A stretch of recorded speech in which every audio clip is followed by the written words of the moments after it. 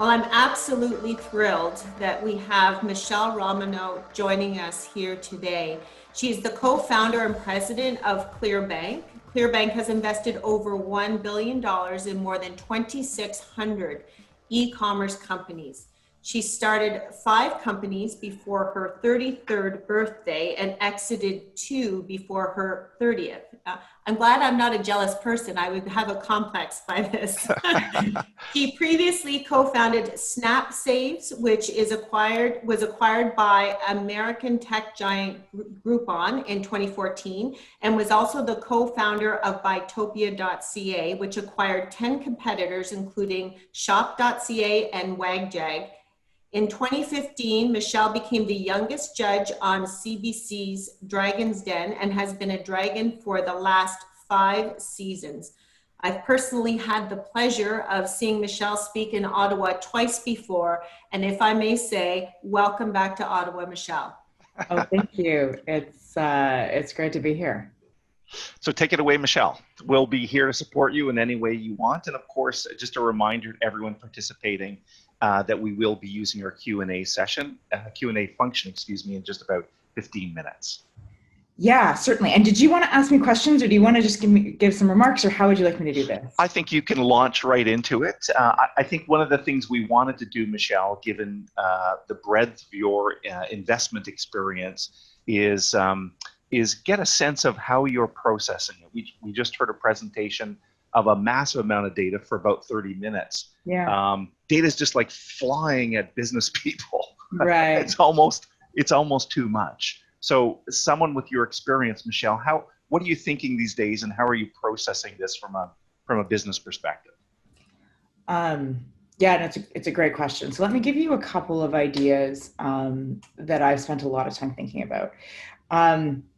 So the first is that we have never bifurcated an economy this way, almost ever. We effectively bifurcated our economy on activities that humans do close together and activities that humans do far apart. And never have we thought that that would be the distinction on anything into a recession. And so I think we're seeing this reflected, like the public markets genuinely confuse me right now, because we're basically trading at all-time highs. It is like a virus doesn't exist. It is like we have a vaccine and we've completely gone back to normal. And all of us know that that is not the reality of what we are living today. I mean, I haven't left my house without a mask on. Like it is a very, very different world that we are dealing with. And so when you actually look at public markets, I think they start to point us in some of the kind of the right places, which is probably 70% of businesses today are suffering in some sort of capacity because they just cannot do what they used to do in at all the same way or the same format. And then 30% of those businesses have become much, much, much stronger. And there's a few components of that strength. The first is that, and this happens in almost all recessions, is that the incumbents naturally gain a huge edge. And so what we've done effectively in public markets is we've said, well, all these tech companies will just increase the multiples that they're trading at, right? We've seen that with, certainly Shopify, certainly the FANGs in the US. And then we've also seen some categories that I think will surge and have been secular changes. And so the first that I'm like deeply familiar with is e-commerce. We saw as a percentage of US retail sales, e-commerce went from 14% of retail sales to 28% in the first 12 weeks of COVID. That was a massive shift. And it's not just that people were like buying things online, they were breaking open categories of things that they had never bought online before.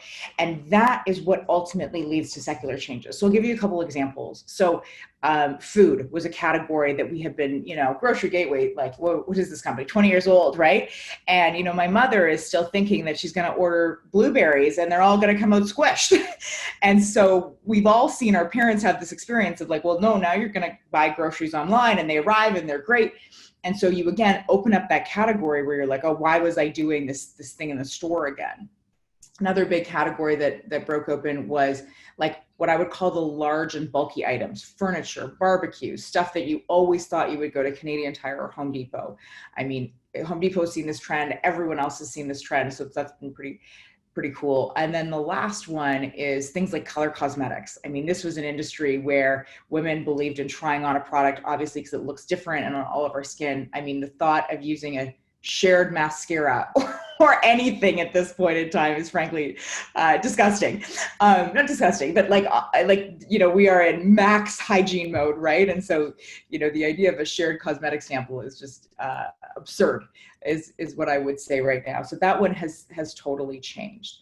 And then I think we're seeing this kind of bifurcation along these two lines. We've seen some businesses make those changes. I think the changes in telehealth, all sorts of things have happened. I mean, you can now, this is the first time that the regulation has changed. You could get married to someone without two people physically being present.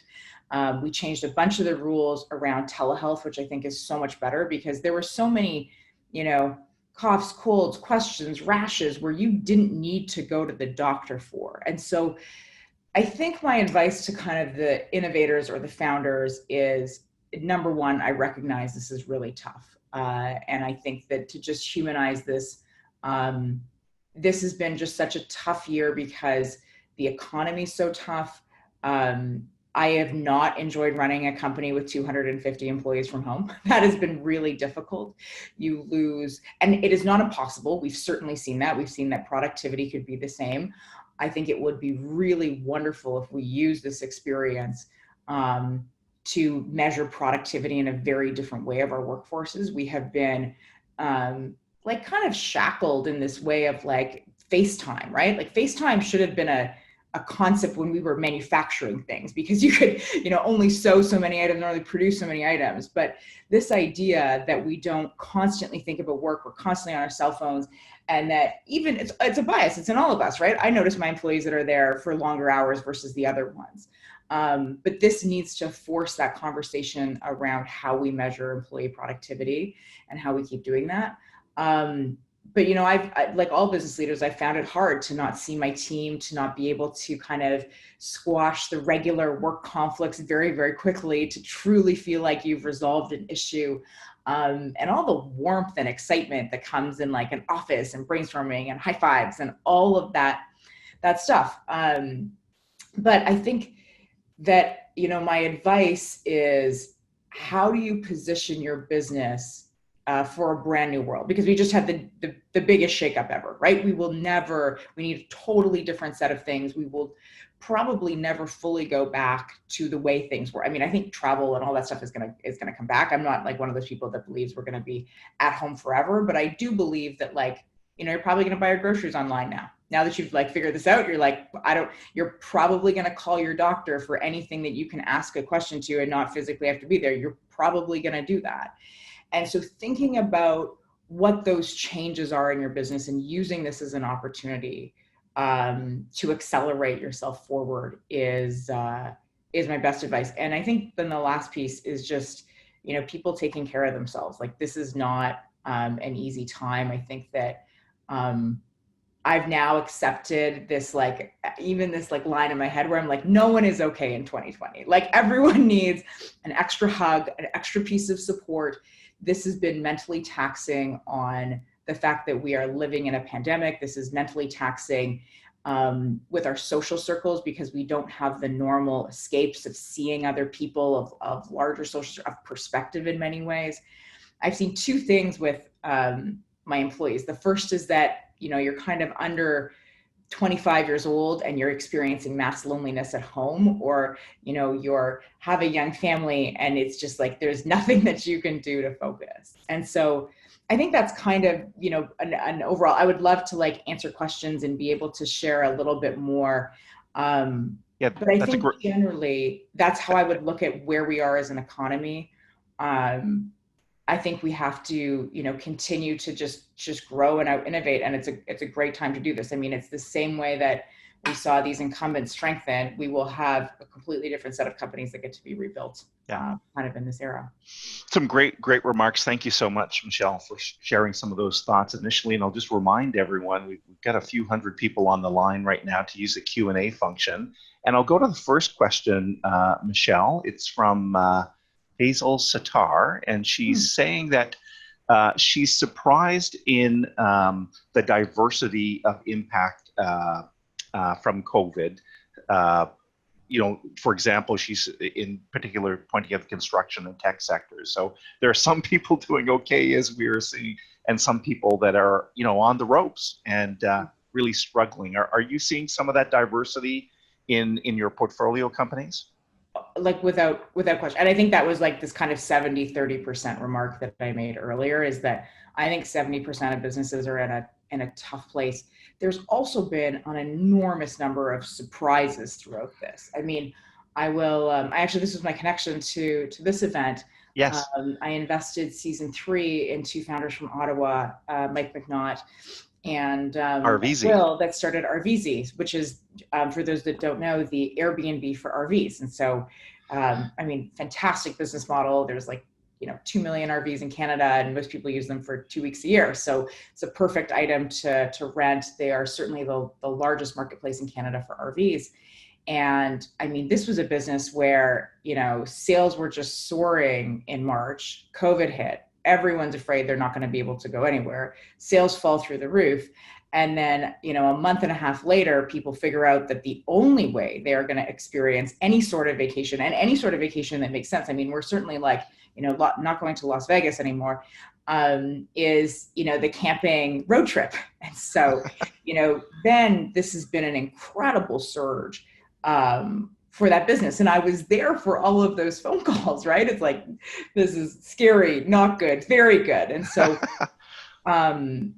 we've and I think you're right. I think that, I'm also was an investor in, a restaurant. Like, that's very, very tough. I've been, anything to do. I like to joke, I haven't worn hard pants in 6 months. And so I had lots of investments that were e-commerce, in the fashion apparel space. One, I invested in a company called SheerTex that makes indestructible pantyhose, very cool product. But if I haven't thought about jeans, I certainly haven't thought about pantyhose. And so you can see kind of these categories. So yes, what I'm trying to say is that is exactly what I've seen. And then the best businesses now were in places where they've had to figure out, the pivot of what to do and where to go from there with their technology. Michele, Colin Masson is asking you how angel investors might be approaching this economy. Any thoughts on that? You've been an angel investor and investor before. And the question is, how are the? I guess what are they thinking these days? Are they holding back on making investments? Are they looking for different opportunities? Is it all in, all out? Are they dumping companies in their portfolio? What do you think they're thinking about these days? Angel investors. Question. So there's a couple competing factors here, and I'll give you both the perspective on U.S. and American investors, and I'll kind of more broadly talk about the venture capital ecosystem. So venture capital runs on this idea that, this is a human to human relationship. I meet you, I like you, I believe in the founder, and I'm going to invest in you. And, that problem, that model certainly has problems, because when you can't meet humans as an entrepreneur, it's very, very difficult to get a deal closed. Which, as a sidebar, is one of the reasons we started ClearBank. So we use AI to make all of our investing decisions, have invested $1 billion into 3,000 different companies. And so if you're in the e-commerce or digital space, you should certainly check us out as an option to grow during this period.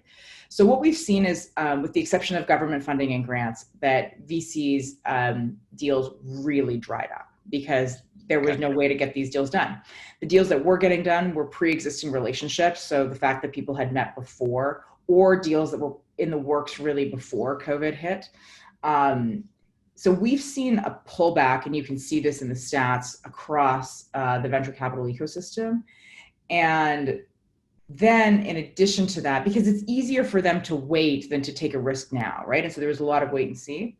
And there has been some deals that have started to come back, especially in the US, but that's driven by the fact that there were so many large US funds that raised enormous funds. And so then they're sitting on capital that they haven't deployed. And so what's happening is fewer deals are getting done at higher valuations.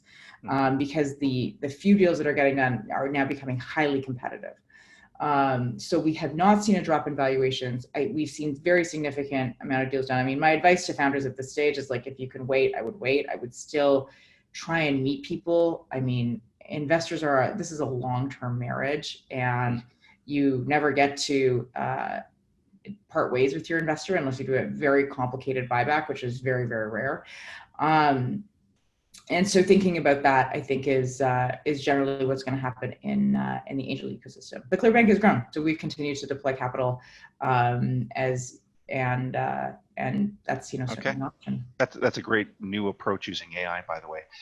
Mike Wallace is saying here, we are employing a hybrid office model for companies shrinking their commercial real estate footprint. So this hybrid model, of course, would be fewer people in the office, lots of people virtual. Do you see this as a viable solution to the new normal? Mike is asking. So this is a very personal answer, and our own executive team is divided on how offices are going to work. Certainly many tech companies said that they are going to go fully remote forever. For me personally, I'm a very big extrovert, so I couldn't imagine a life where I sat in this room for the next 20 years. Okay. So I think there will need to be a hybrid approach, and I think that's what we've seen generally from our employees. There are some people, especially the introverts, and I'm largely generalizing, but it is a true 50-50 personality trait in society. The introverts are loving this, right? No one is bothering them. Many of my software developers, love kind of the work from home environment, and then I have many salespeople that are just struggling with structure and motivation and all the things that an office gives us. And so I do think we are going to have to figure out how to get back safely to offices. And you can do a lot with, masks and good protocols and, screening and testing. And, one of the things that's unique is that we started to film Dragon's Den last week. So we're the first CBC show to go back. We have about 40 pages of protocols that we are following. We are getting tested every 3 days. There is a way to do this that I think takes into account a lot of things. And so I don't know, for me personally, I believe in a hybrid office future. I think that, we had kind of no work from home component before and certainly have learned that, but I think that's probably what's going to happen. That's great.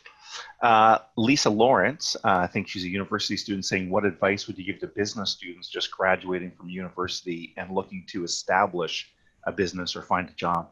Any advice for young people? Oh yeah. I mean, now's the best time than ever to start a business. The world just needs so many new things that basically didn't exist before.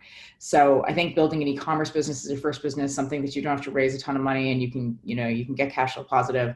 My best advice to people that want to be entrepreneurs is just to go start a business. That this is not something that is learned by going to school. This is something that's learned by doing. And so that would be my best advice. And then, I think that's also a good time when the job market is in a tough place, right? Why don't you build a business and work for yourself and build something today? The other thing is to be honest, there's really not much to do. You know what I mean? You're not missing a trip to Burning Man. You're not missing a trip to Europe this year. You're really not missing anything. So in many ways, it's the greatest time to invest in yourself. And as I said, you're looking for that 30% of the economy that is not down and that is surging and that is going to see very different things structurally. We'll do one or two more questions, Michelle, and then we'll let you go. I know you get a hard stop and commitment at 12:30. So Sergio, it's kind of a good follow-up question. He's saying, what are some of the technology problems that you think need to get solved in this? So I guess he's an entrepreneur looking for a problem, right, to solve. So is there anything, I know, for example, you brought up something that intrigued me earlier, saying we need to redefine productivity. Is there a technology solution to that, or is that an HR question? Oh no, that will probably be done with pieces of technology, right? Okay. How are we measuring and holding employees accountable in a way that can be measured and tracked, but doesn't feel like, we're just put a bug on your computer and watch what you do all day. That's not productivity today and today's level of knowledge work. What other level of technology am I excited about? Oh my gosh, there's so much. I'm just going to start like, I don't know, creative software today. Like the Okay. amount of time that has been spent at home consuming content has just exploded. And so, content creation, I'm like not familiar with the space, but that's probably like one Okay. place where technology is going to be built. I think, I